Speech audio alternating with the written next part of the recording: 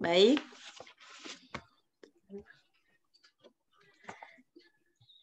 Bismillahirrahmanirrahim. Assalamualaikum warahmatullahi wabarakatuh.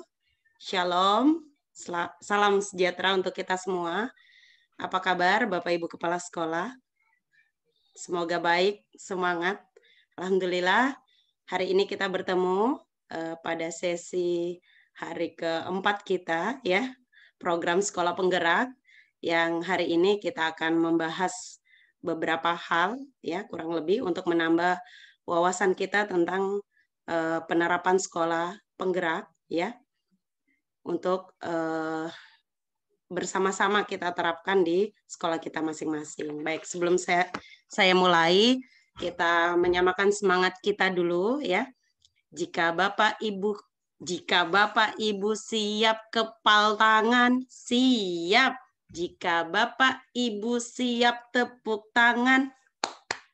Jika semua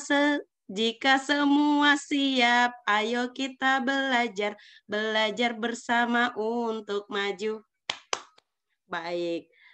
Ya, Bapak Ibu Kepala Sekolah, hari ini saya akan berbagi, ya, sharing tentang prinsip asesmen yang akan menguatkan wawasan kita tentang penerapan program sekolah penggerak. Jadi kalau kita sudah tahu apa itu pendidikan yang memerdekakan, lalu salah satu tujuan dari sekolah penggerak ini adalah goalnya melahirkan profil pelajar Pancasila dengan menerapkan pendidikan yang memerdekakan. Nah, ada salah satu unsur penting, ya. Jadi pendidikan memerdekakan itu adalah berangkatnya, goalnya adalah profil pelajar Pancasila, maka prosesnya ini yang patut diperhatikan yaitu bagaimana melakukan proses asesmen agar perlakuan kita terhadap guru, layanan, siswa itu menjadi tepat guna dan tepat sasaran. Baik, izinkan saya men-share materi berikut ini.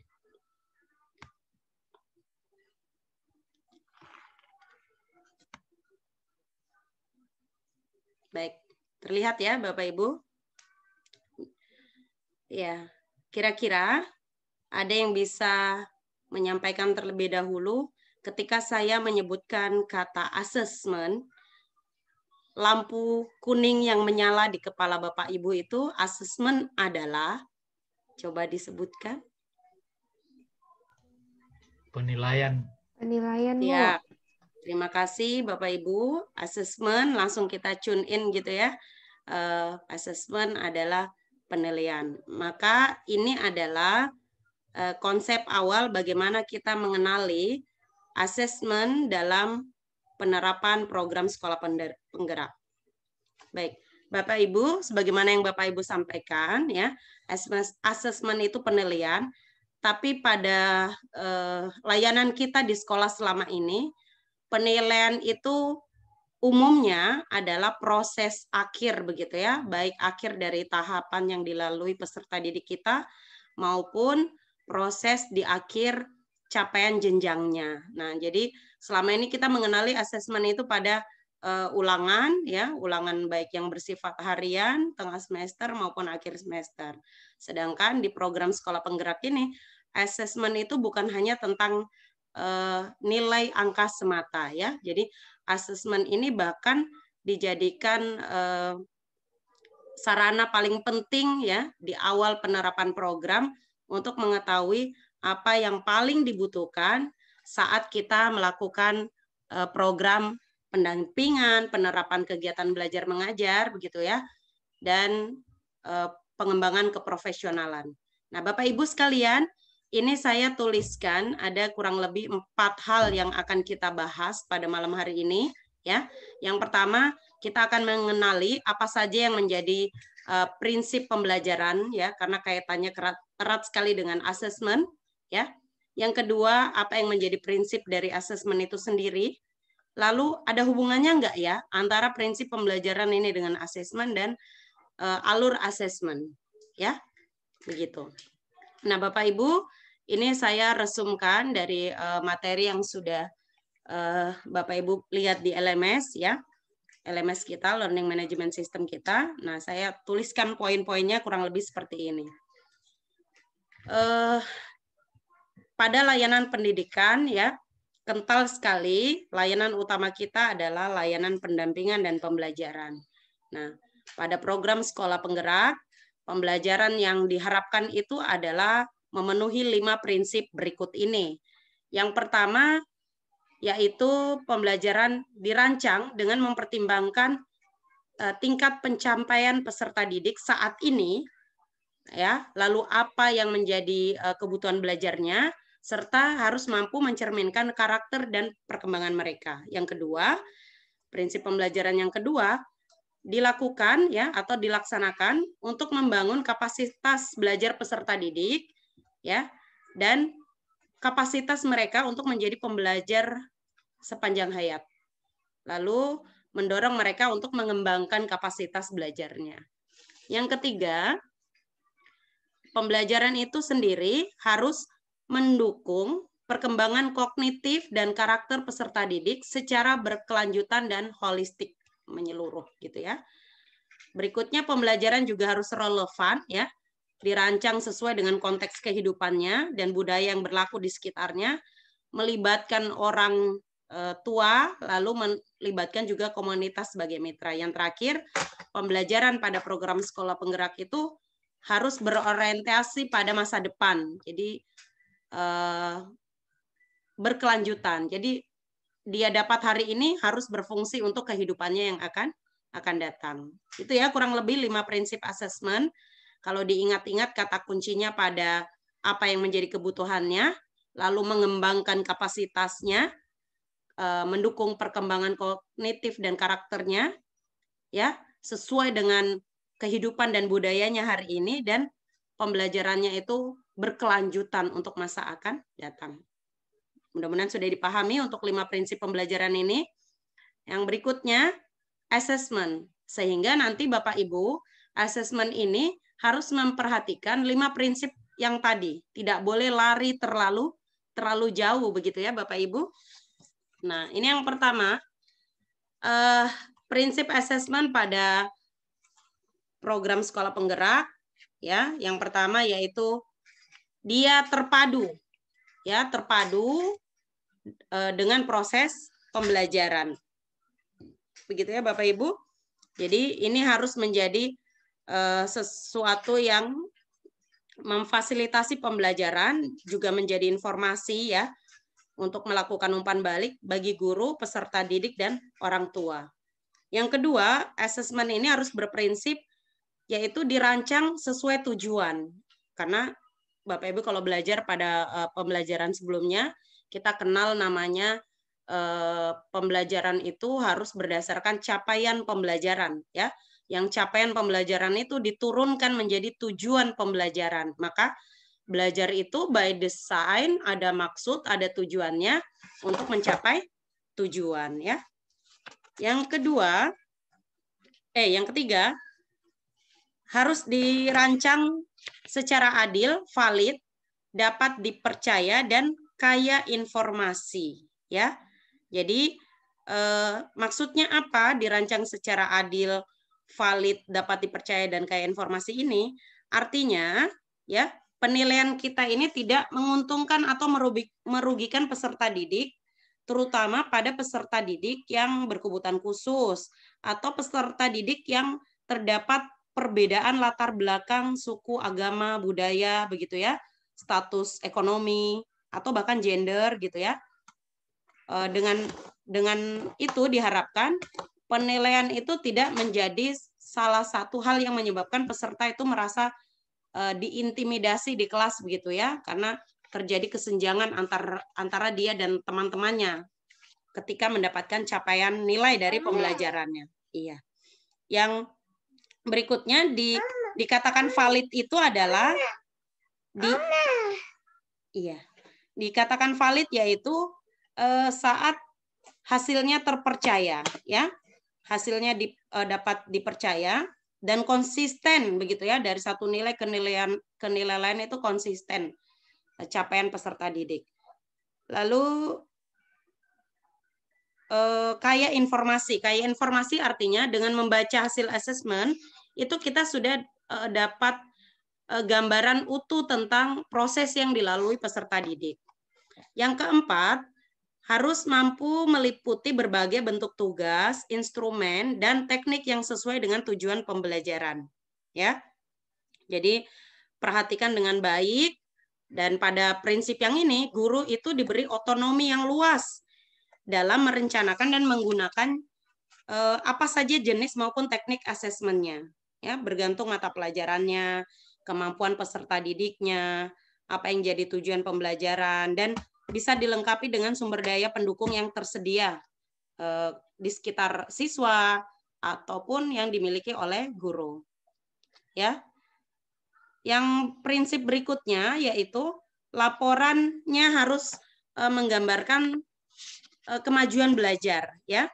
Jadi menunjukkan kemajuan belajar, bersifat sederhana namun informatif, ya, memberikan informasi yang bermanfaat untuk peserta didik dan orang tua, dan data asesmen ini berguna untuk penjaminan dan peningkatan mutu pembelajaran.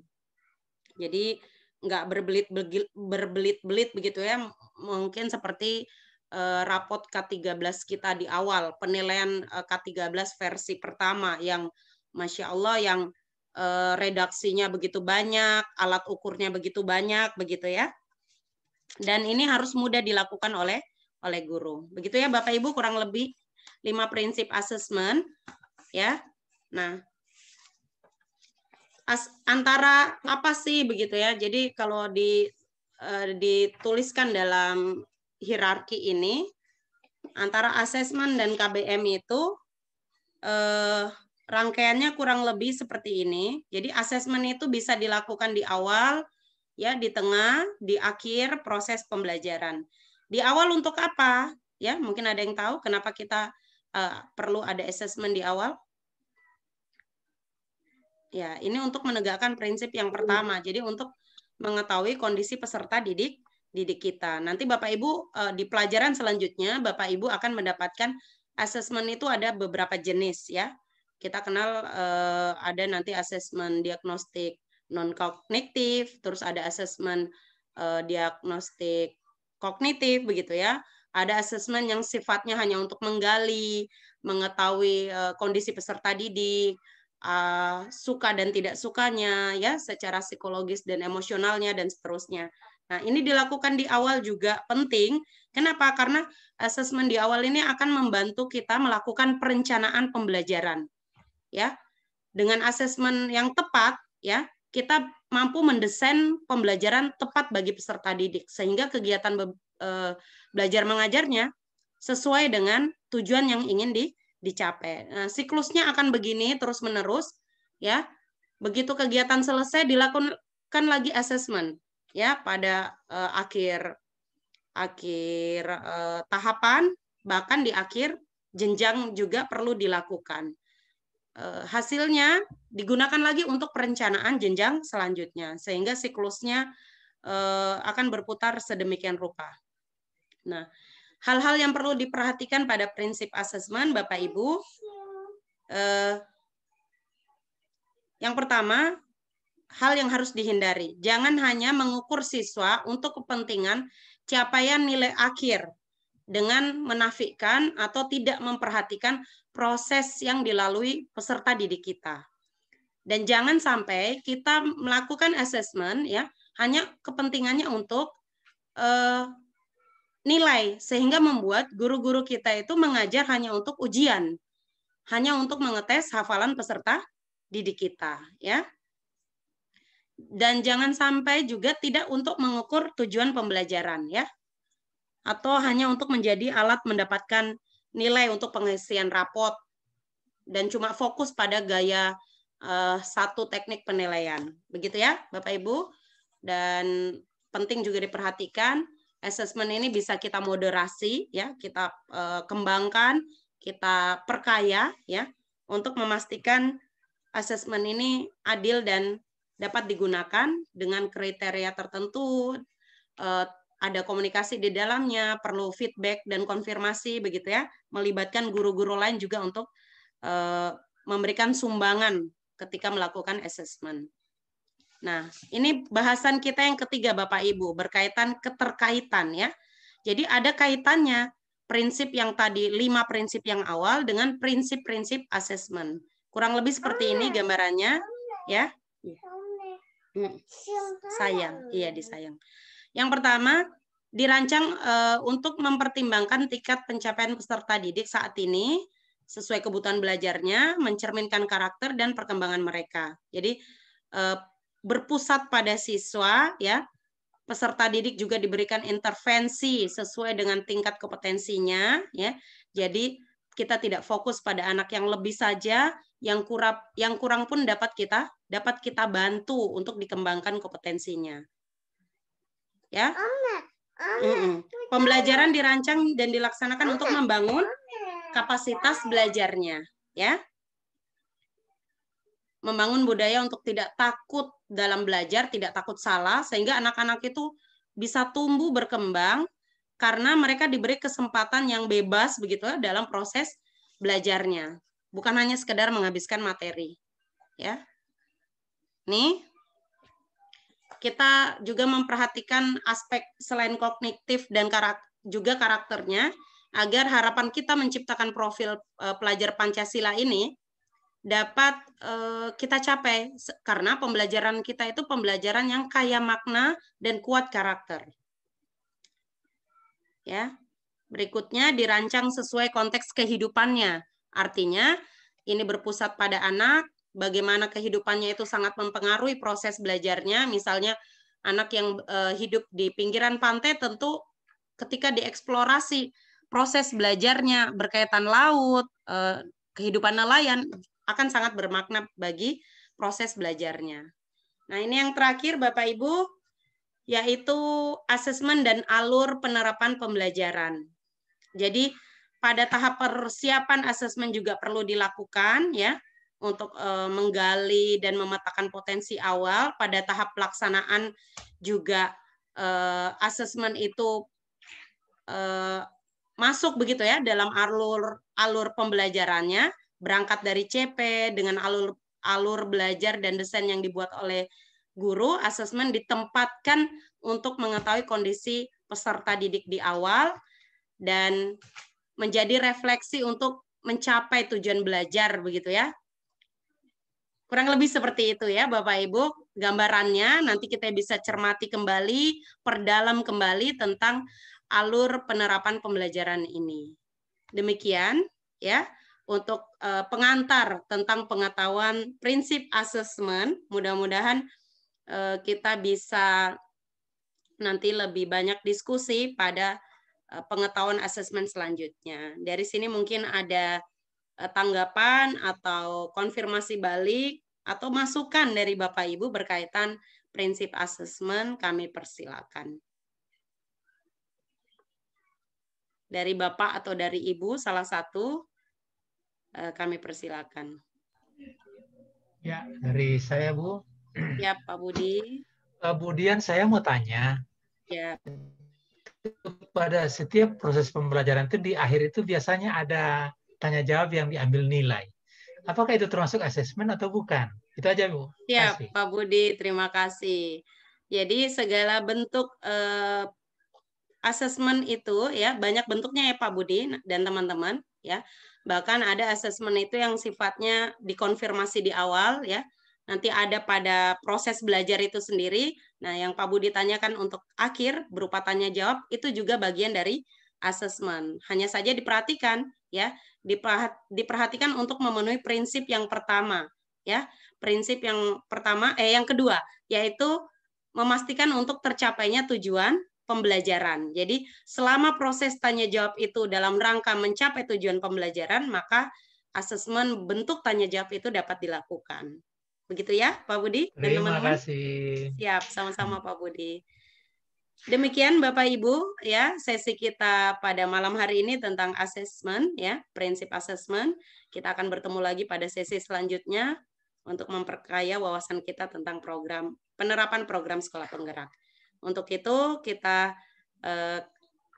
tutup bersama sesi kali ini dengan mengucap Alhamdulillah dan puji syukur kehadirat Tuhan Yang Maha Esa dan Maha Kuasa.